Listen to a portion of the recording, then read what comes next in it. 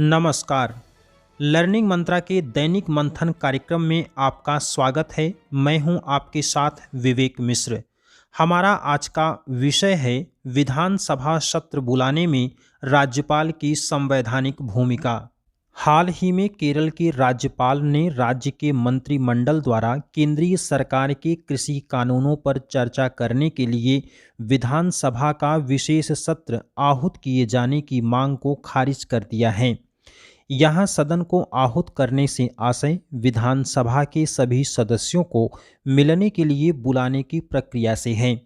आपको बताते चलें कि सर्वोच्च न्यायालय ने सदन को आहूत करने की शक्ति की व्याख्या राज्यपाल के कार्य के रूप में किया है, न कि उसके शक्ति के रूप में। और अब आइए एक नज़र डालते हैं कृषि कानून पर।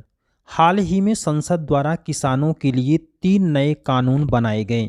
पहला, कृषि उपज व्यापार और वाणिज्य संवर्धन और सरलीकरण विधेयक 2020।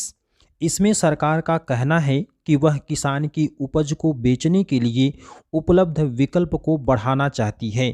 किसान इस कानून के तहत एपीएमसी मंडियों के बाहर भी अपनी पैदावार को अधिक मूल्यों में बेच सकता है। दूसरा कानून है कृषि सशक्तिकरण और संरक्षण, कीमत आश्वासन और कृषि सेवा करार विधेयक 2020। इस कानून के संदर्भ में सरकार का कहना है कि वह किसानों और निजी कंपनियों के बीच समझौते वाली कृषि का रास्ता खोल रही है। इसे सामान्य तौर पर कॉन्ट्रैक्ट फार्मिंग कहते हैं। वहीं तीसरा कानून है आवश्यक वस्तु संशोधन विधेयक 2020। इसके तहत अब कृषि उपज जुटाने की कोई सीमा नहीं होगी। साथ ही इस कानून के तहत उपज जमा करने के लिए निजी निवेश को छूट मिलेगी। लेकिन यहाँ मूल सवाल ये है कि देश में कितने किसानों के पास भंडारण की क्षमता है। हमारे देश में 80% छोटे और मझोले किसान हैं। और अब आइए एक नज़र डालते हैं राज्यपाल और उसकी शक्तियों पर। राज्यपाल की नियुक्ति, शक्तियां और राज्यपाल के कार्यकाल से संबंधित सभी प्रावधानों का उल्लेख भारतीय संविधान के अनुच्छेद 153 से अनुच्छेद 162 के तहत किया गया। अनुच्छेद 174 के तहत राज्यपाल समय समय पर राज्य विधानमंडल के सदन को ऐसे समय और स्थान पर अधिवेशन के लिए आहूत करेगा जिसे वह ठीक समझता हो। लेकिन यह प्रावधान राज्यपाल को यह सुनिश्चित करने की जिम्मेदारी भी देता है कि सदन को प्रत्येक 6 माह में कम से कम एक बार आहूत अवश्य किया जाए।